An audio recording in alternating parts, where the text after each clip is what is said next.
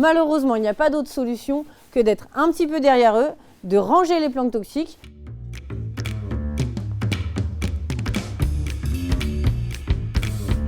Si vous avez un jardin, c'est tant mieux pour votre chien. Mais je précise qu'il ne faut pas pour autant ne pas le promener, bien sûr.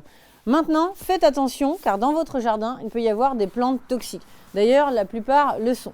Par exemple, les rosiers, par exemple, toutes les plantes qui peuvent être à bulbes. Les chiots, souvent les jeunes chiens, aiment jouer avec, aiment les mordiller et aiment les manger. Mais ça peut être extrêmement dangereux. Bien sûr aussi, pensez, surtout au printemps, à faire attention aux désherbants. Ne mettez jamais de désherbant dans votre jardin si vous avez un animal, que ce soit un chien ou un chat. Les chiens et les chats mangent régulièrement de l'herbe et c'est normal, ce n'est pas dangereux pour leur santé, sauf s'il y a du désherbant. Évidemment, leur vie serait en jeu. Les plantes les plus toxiques pour les chiens et les chats sont les lauriers roses, les rhododendrons ou les lys par exemple. En effet, si vous êtes à l'extérieur, si votre chien est dehors dans votre jardin, surtout s'il est jeune, il va avoir tendance à mâchouiller un petit peu tout ce qui traîne. Donc il faut faire attention et être derrière lui.